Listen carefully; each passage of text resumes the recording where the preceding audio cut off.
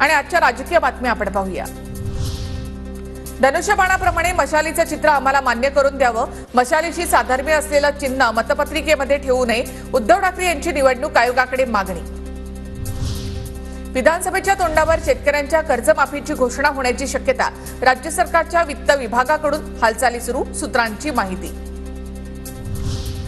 सुजय विखेंची संगमनेर किंवा राहुरीमधून निवडणूक लढण्याची तयारी, पक्षाकडे व्यक्त केली इच्छा, थोरात विरुद्ध विखे अशा लढतीची चर्चा सुरू।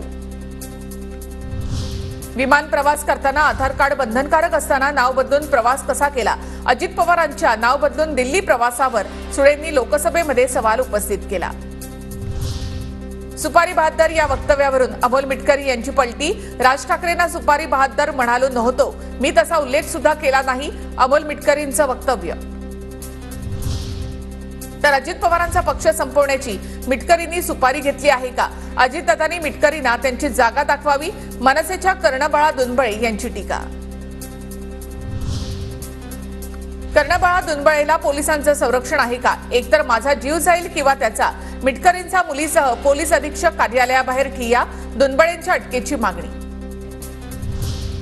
पक्ष म्हणून मनसे जय मालोकारच्या कुटुंबियांच्या पाठीशी, मला कुठलंही राजकारण करायचं नाही, अकोल्यामध्ये जय मालोकारच्या कुटुंबियांची भेट घेतल्यानंतर अमित ठाकरे यांची प्रतिक्रिया।